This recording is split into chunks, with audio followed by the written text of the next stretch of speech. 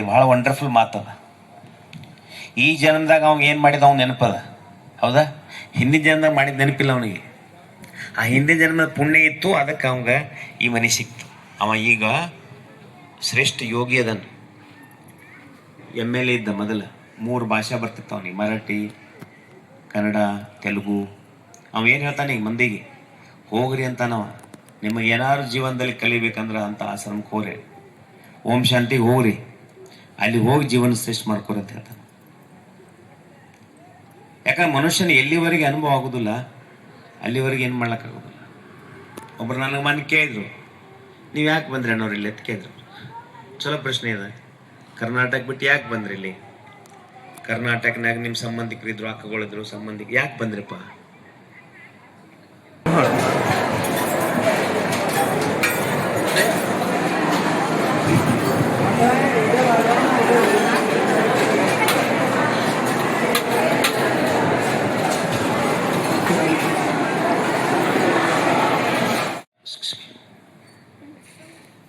ಮತ್ತು ಸ್ತುತಿ ಅಂದ್ರೆ ಮಹಿಮೆ ಮಾಡೋದು.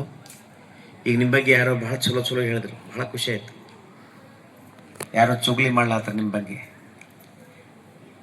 ನಿಮ್ಮ ಮುಖ ಚೇಂಜ್ ಆಗಿಬಿಡ್ತದೆ.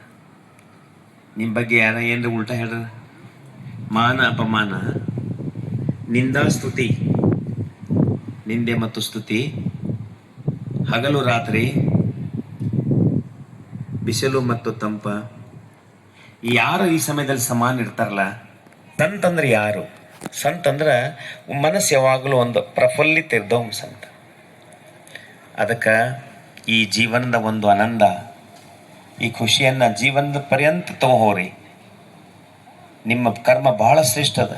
ನೀವು ಹಿಂದೆ ಏನು ಮಾಡಿದ್ರೆ ನನಗೇನು ಬೇಡ. ನೀವು ಏನೇ ತಪ್ಪು ಮಾಡಿದ್ರು ಸತ್ಯ ಕ್ಷಮ ಅದ. ನಿನ್ನಿತನ ನೀವು ಏನು ಮಾಡಿದ್ರೆ ಗೊತ್ತಿಲ್ಲ ನಿಮ್ಗೆ. ಮಾತಾಡಬೇಡ ದಯಮಾಡಿ ಪ್ಲೀಸ್. ನೋಡ್ರಿ,